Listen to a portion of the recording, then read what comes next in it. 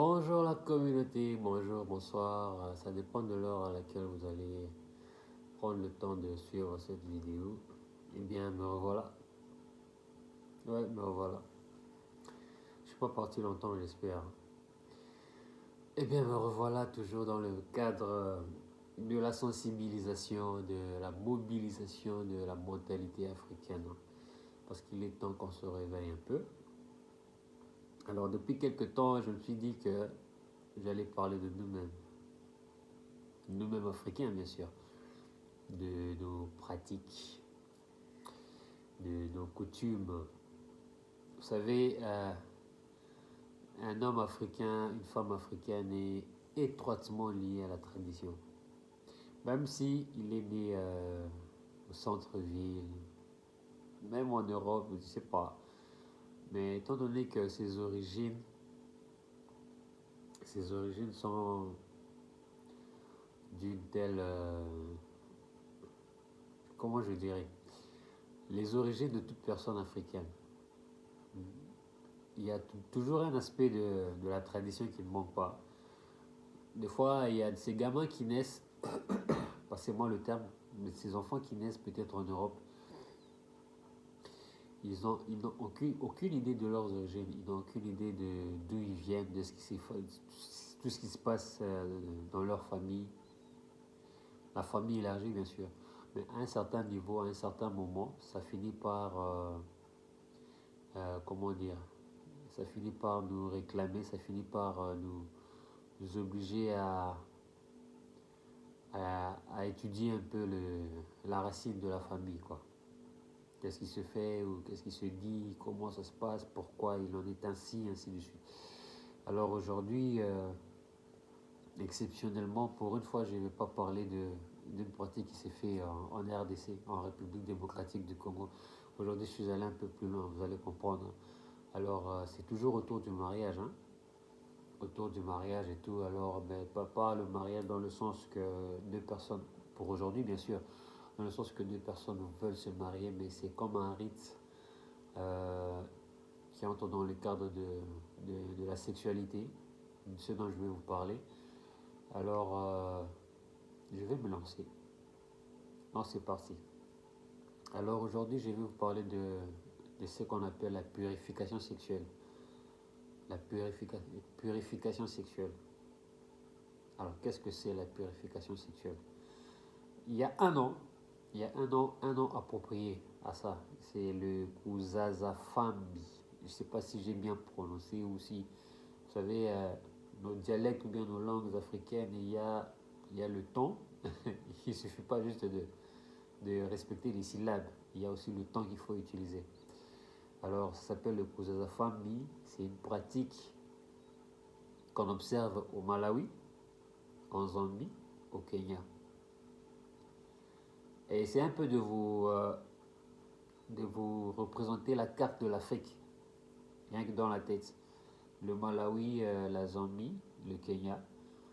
Ce ne sont pas des pays qui sont, comment dire, ce ne sont pas des pays qui ont des frontières ensemble en fait. Peut-être la Zambie avec le Malawi, peut-être, si je vois bien, ouais. Tandis que quand vous prenez la Zambie avec le Kenya c'est un peu plus haut. La Zambie c'est en bas et entre la Zambie et le Kenya, il y a la Tanzanie, ouais, il y a la Tanzanie qui les sépare et tout. Voilà.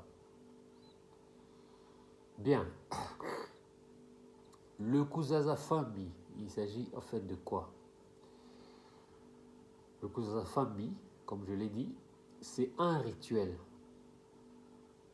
C'est un rituel au sein duquel une femme est censée avoir des rapports sexuels avec un professionnel de sexe.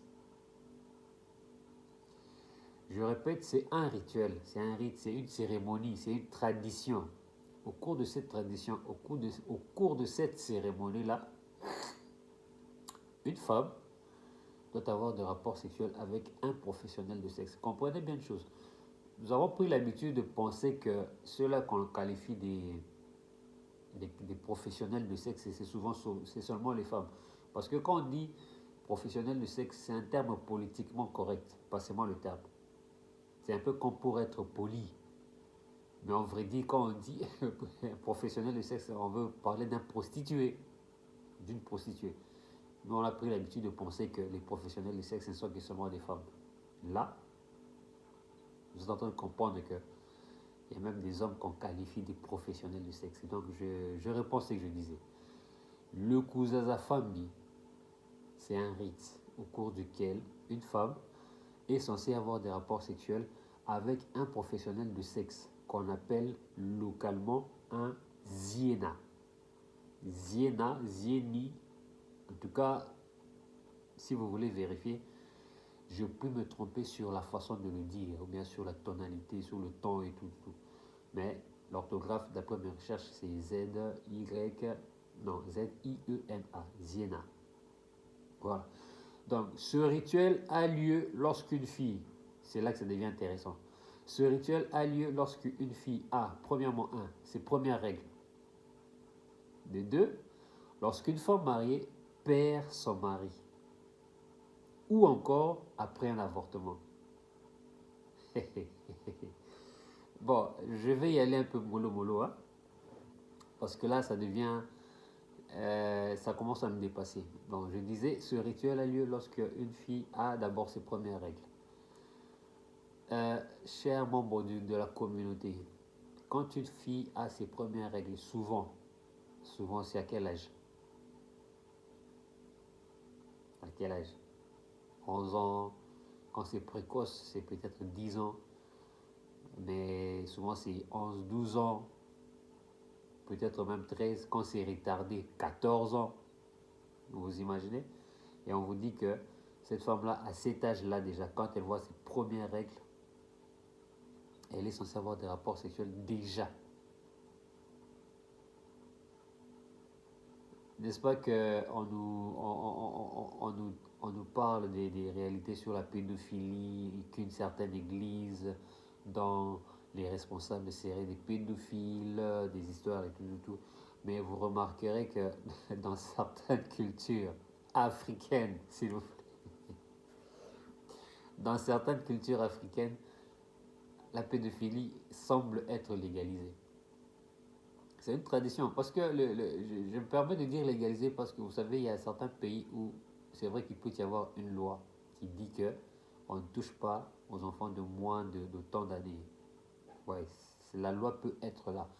Mais le comble, c'est que dans certains pays africains, c'est que à certains endroits, dans certains villages, dans certains coins de certains pays, certes, il y a une loi, mais on n'observe pas cette loi au nom du respect de la tradition, du respect de la coutume. Dans certains pays, dans plusieurs endroits, on vous dirait que la coutume est supérieure à la loi. Ça, c'est vrai. Allez vérifier. Donc, je disais, ça, c'est le premier cas. Donc, quand j'ai dit, quand j'étais en train de vous dire que ces rituels a lieu lorsqu'une fille. Donc, le premier cas, c'est lorsqu'une fille a ses premières règles. Deuxième cas, maintenant, lorsqu'une femme mariée vient de perdre son mari. Donc, vous vous imaginez quand une femme perd son mari. Pendant ce temps-là, ailleurs, il y a deuil, il y a tristesse, amertume. Mais chez eux là-bas, c'est à ce moment-là qu'ils font une cérémonie au cours de laquelle, toi, la femme qui vient de perdre ton mari, on t'enferme quelque part avec un professionnel de sexe, s'il vous plaît. Le terme est très très important, le terme est très bien choisi. C'est pas qu'on va choisir un homme n'importe qui, on se rassure de choisir un homme, un professionnel. Ça veut dire que son métier, son travail, c'est le sexe. Comprenez bien. Donc, la femme qui vient de perdre son mari, on organise une cérémonie, soit une pièce ou une chambre ou un endroit où il va faire cette histoire-là avec un homme. Et le troisième cas, c'est encore c'est après un avortement. C'est là maintenant que ça se complique un peu parce que j'ai pas beaucoup plus de précision. Il arrive de fois qu'un couple, un couple de mariés, composé d'un homme et d'une femme, bien sûr, ils attendent un enfant. Dans le cas, il arrive aussi que l'accouchement, bien qu'est-ce que je dis? Il arrive aussi que la grossesse aboutisse à un avortement. Est-ce que dans ce cas-là, le cousin femme il se fait? Là, j'ai pas reçu j'ai pas vraiment eu de précision. Mais j'imagine que on suppose que c'est peut-être au moment de l'avortement, peut-être une fille qui est tombée enceinte et qu'elle a fini par avorter pendant qu'elle attendait un enfant. On ne connaît pas, je suppose qu'à ce moment-là, qu'on ne connaît pas le responsable de la grossesse. Et là, après ce moment-là, après qu'elle ait eu, après qu'elle soit tombée, qu'elle ait connu l'avortement, donc on va l'exposer à ce rite Kuzaza Fambi, j'imagine. Dans les deux cas, si c'est ainsi, est-ce que c'est cohérent? À chacun de se faire un avis. Je vous dis toujours que je ne suis pas là pour pointer du doigt et dire que telle pratique ou telle coutume n'est pas bonne ou elle n'est pas recommandable et tout. Non, il s'agit ici de nous mobiliser, de nous sensibiliser tous sur certaines choses. Nous aurons beau fixer nos regards vers l'Occident, les choses que nous voyons à la télé. En fait, ce qui est vrai, c'est que les Occidentaux ont un plus par rapport à nous du fait que ce qu'ils vivent, ils n'ont pas honte de l'exposer. Ils les mettent à nu, ils les mettent à découvert. C'est comme ça que nous, on semble un peu perdus. Il y en a qui crient au scandale, il y en a qui pensent que c'est la fin du monde et tout, tout, alors que la fin du monde, la fin du monde est à nos portes, à nous. Vous entendez ces histoires que je vous raconte? C'est chez nous qu'il y a pire. C'est parce que peut-être qu'on ne les médiatise pas, parce qu'on les pratique un peu dans le noir, en cachette. Comment dire, il faut être dans un cercle très privé pour connaître ces choses. Vous imaginez un peu. Alors, arrêtons à un moment donné de dire que les blancs sont des monstres, sont je sais pas quoi. Non, les monstres, nous-mêmes on crée des monstres autour de nous. Permettez que je continue. Hein? Ok. Alors, parfois le rituel était exécuté par un futur mari. Un futur mari choisi. Ça, c'est le cas de la jeune fille qui vient d'avoir ses premières règles. C'est-à-dire que quand une fille a ses règles à partir de 12 ans déjà, on lui choisit déjà un futur mari. Vous vous rappelez de la première vidéo sur les rites autour du mariage, de la coutume autour du mariage, quand je vous parlais du Kintsuidi. Quelqu'un qui vient déjà au monde, on lui a déjà désigné son partenaire, son conjoint, son futur conjoint. Donc, c'est pas seulement en RDC que ça s'est fait. Au Malawi, en Zambie et au Kenya aussi, le Kuzaza Family, c'est de ça que je parle. Donc, je disais, le rituel en question, le Kuzaza Family est exécuté par soit un futur mari choisi ou par le beau-frère de la veuve. Vous voyez la femme qui vient de perdre son mari là, ouais. Donc, c'est-à-dire que le frère de son mari, il peut être le plus jeune ou le plus grand. Eh bien, on les enferme quelque part. Ils font ce qu'ils ont à faire. C'est la tradition, c'est la coutume. Et moi, ma question a toujours été, pourquoi cette pratique? Au moment où on décidait que cette tradition ou ce rite devrait se faire de cette façon-là, c'est pour quel but en fait? S'il faut voir l'impact de tout ça au niveau de la société, au niveau de cette communauté, ou bien de la tribu, ou bien du village en question, c'est pour quel but? Pourquoi est-ce qu'on a décidé que ce soit ainsi? C'est là qu'il y a tout un mythe. Dans mes origines à moi, comme je n'arrête pas de le dire, je n'arrête pas d'évoquer cet exemple-là. J'ai eu un grand-oncle auprès de qui j'ai posé la question. Un grand-oncle, s'il vous plaît, c'est-à-dire le frère de mon grand-père, à qui j'ai posé une question concernant la coutume. Je lui ai demandé pourquoi est-ce que ça se fait de cette façon-là.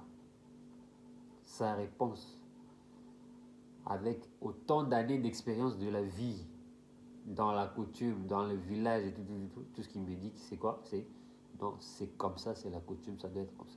C'est tout comme explication. Alors, avec tout ça là, chers membres de la communauté, chers Africains, Certes, il faudrait qu'on se dise que non, c'est la coutume, oui, c'est la coutume, d'accord, ok. Ne nous arrêtons pas seulement à dire que c'est la coutume, mais en fait, pourquoi ça n'a pas d'autre explication si ce n'est que la coutume. Parce que le bien aussi des traditions, le bien aussi des rites, c'est peut-être préserver quelque chose, soit une valeur, soit il y a quelque chose qui menace l'existence même des êtres d'une communauté, des gens qui partagent peut-être une même langue, un même dialecte. Alors, pour préserver peut-être cette dignité-là, on crée un rite, on crée une tradition. Je peux bien comprendre. Mais là, quelle peut être la raison pour laquelle on peut créer une chose pareille? Une petite fille à 11 ans, 9 ans peut-être précocement, parce qu'il y en a, oui, à 9 ans, elle connaît déjà ses règles et on lui désigne déjà un partenaire. Non seulement, on ne se limite pas à lui désigner un partenaire, mais on l'oblige à avoir des rapports sexuels déjà. Et ce qui est grave, c'est retenez bien les mots que j'ai prononcés. On ne lui choisit pas n'importe qui. Un professionnel de sexe. Donc quelqu'un qui, en fait, son travail c'est le sexe quoi. Alors imaginez un peu tout. J'évite de prononcer un mot qui va peut-être me pousser à être un juge dans une situation pareille. Parce que là, juger, c'est pas mon rôle. Je suis là juste pour sensibiliser et mobiliser les Africains. S'il vous plaît. Alors, on dit le ziena. Le ziena, quand je dis ziena, c'est-à-dire, vous savez, ces professionnels de sexe-là, ces hommes-là qu'on a choisis pour aller pratiquer le kouzazafam, on les appelle les ziena. Ziena. Alors, les ziena ne sont pas censés utiliser de protection, c'est-à-dire le préservatif ou la capote, comme vous voulez. Vous savez, ouais. C'est à cause de ça que ces genres de pratiques a contribué à beaucoup plus de propagation des IST, du sida et même des grossesses indésirées. Vous allez remarquer que ces pays dont je viens de citer, ce sont ces pays où le sida est le plus répandu. Vérifiez bien. Oui, je comprends maintenant. Ce sont des endroits où le sida est très très répandu, alors c'est compliqué. C'est compliqué. Donc, posons-nous des bonnes questions. Donc, comme je le disais l'autre fois, je ne suis pas déjà en train de toucher à des croyances, hein, du genre que la Bible déclare. Non, moi-même qui vous parle, je suis un chrétien. Je suis un chrétien et je voudrais d'abord toucher l'assentiment ainsi que le raisonnement, la rationalité de chacun par rapport à certaines situations de chez nous d'abord en Afrique, avant de dire que l'homme blanc a fait ci, l'homme blanc a fait ça. Vous allez, il y a des gens qui se permettent peut-être de voyager, d'aller dans des plages de Miami, je sais pas, d'aller dans des pays exotiques quoi. Et là, quand ils trouvent des femmes dénudées, c'est tout un scandale. On revient, on nous dit non, mais l'Occident, c'est la fin du monde, l'Occident, voilà, voilà. Oui, mais la fin du monde à nos portes aussi. Il y a une autre fin du monde dont on ne parle jamais, telle que le Kouzazafam. Ben, c'est en faisant mes recherches que j'ai appris que s'il y a des phénomènes pareils. Et je commence à comprendre que c'est que je vais encore trouver plus dans des vidéos prochaines. Ça ne va pas me surprendre. Donc, ne pointez pas le doigt à l'Occident. C'est chez nous. Merci bien, j'espère que cela vous a aidé. Alors, à vous de faire votre propre opinion. Et surtout, n'oubliez pas de liker. N'oubliez pas de faire vos commentaires. Et lancez-nous des cœurs, on en a besoin. Ciao, ciao. Merci beaucoup.